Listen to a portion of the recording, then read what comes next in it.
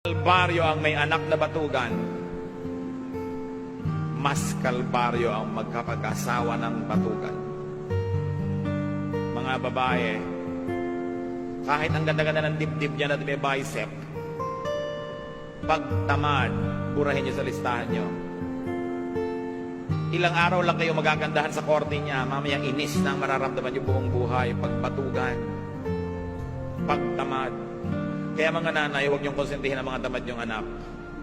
Kasi ite-turn over niyo sila sa mga papangasawa, walang kakwenta-kwentang tao, kawawa yung mga papangasawa. Yung mga tamad na ayaw magtrabaho pero gusto maganda yung cellphone. Mga walang ginagawa kundi magparami ng damit, hindi naman marunong maglaba. Kain ng kain, hindi naman marunong magligpit ng plato o magluto.